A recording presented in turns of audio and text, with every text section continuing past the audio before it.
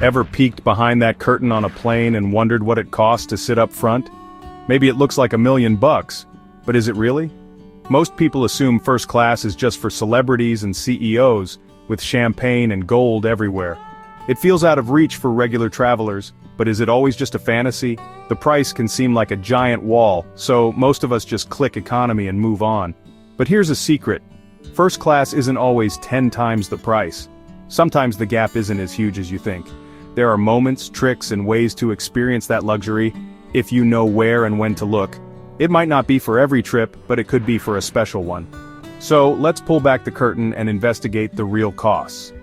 We'll look at planes, trains, and cruise ships. Some numbers will shock you, others might surprise you. Are you ready to explore the world of first-class travel? Let's find out what it truly costs. And if it could ever be for you. First class might not be as far out of reach as you think. Let's see what's really behind that curtain. Sometimes luxury is closer than you imagine. Ready to discover how? Let's dive in. So what does first class actually mean? In short, it's the highest level of service. Think of it as the VIP section. More space, better food, and extra attention. It's about making your journey comfortable, and a bit glamorous. But first class isn't the same everywhere. On a plane, it might mean a seat that turns into a bed. On a train, it could be a private cabin with a view. On a cruise, it's a huge suite with a balcony. The perks change, but the idea is the same. Premium, everything. You're paying for an upgraded experience, more legroom, nicer amenities, and attentive staff. It's designed to make travel a pleasure, not a chore. Comfort and convenience are the big goals. First class is about enjoying the ride, not just getting from A to B. It's for people who want that extra touch of luxury, or need to arrive rested. It transforms travel from a hassle into a treat. Ultimately, first class is an experience, not just a seat. It's about how you feel along the way. Whether it's a plane, train, or ship, first class is about making the journey memorable. Is it worth it? That's what we're here to find out. Let's see how the experience stacks up, and what you really get for the price. Let's talk about flying, where price differences can be mind-blowing. Those big seats up front, they cost a lot more than the ones in the back. The gap between economy and first class can be enormous, sometimes thousands of dollars. For example, a New York to London economy ticket might be $500 to $800. First class on the same flight? $5,000, $8,000, or even $10,000 round trip. That's 10 to 20 times more than economy. Why such a huge difference? First class seats take up more space, sometimes the area of 4 or 5 economy seats. Airlines can only fit a few, so they charge a premium. Plus, you get extra services and amenities. The sheer cost puts it out of reach for most travelers. But sometimes the gap isn't as wide, especially with deals or points. The price leap is real, but so are the perks. Is it worth it? That depends on what you value. For most, economy gets the job done, but for some, the splurge is worth every penny.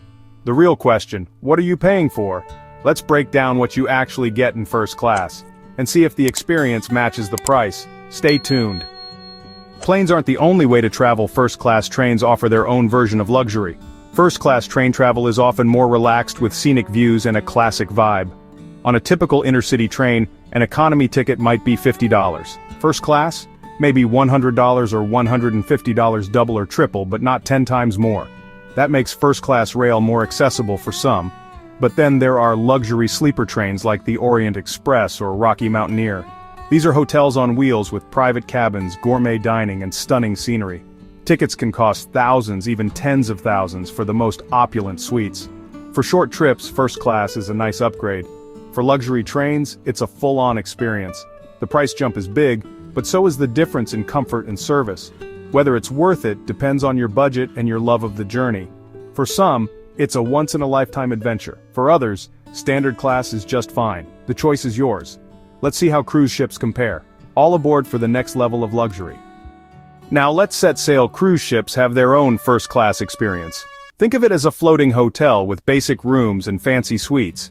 A standard inside cabin for a week might cost $700 to $1,000 per person. That's your economy option, room, meals, and entertainment included. Upgrade to a suite, and you're looking at $3,000 to $7,000 per person. That's 3 to 7 times the price, but with more space, perks, and exclusivity. Ultra-luxury cruise lines take it even further. Almost every cabin is a suite, and service is ultra-personal. Prices start at $5,000 per person and go way up, but almost everything is included. Shore excursions, drinks, specialty dining and gratuities are often part of the package. The upfront cost is high, but there are fewer extra charges on board. On a cruise, first class is about more than just a bigger room.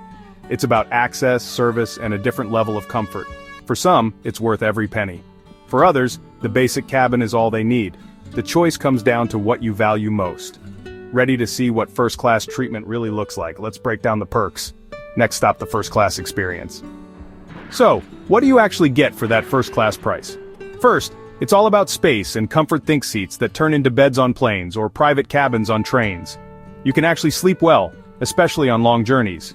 Food and drinks are a huge upgrade: multi-course meals, premium wines, and top-shelf spirits. Forget plastic trays, think real china and silverware. Airport lounge access is another big perk: quiet spaces, free food, drinks, even showers and spas. Priority check-in, security, and boarding mean you skip the lines.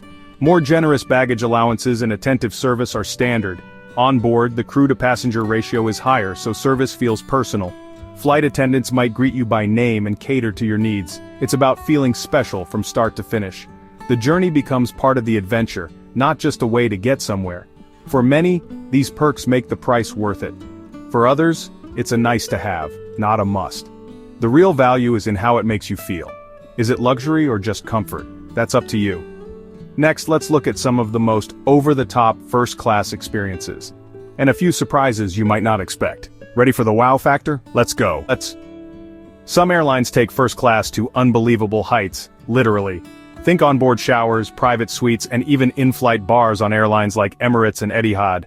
You might get designer pajamas, luxury amenity kits, and high-end skincare products. These little touches add to the feeling of being pampered. Most first-class tickets are all-inclusive.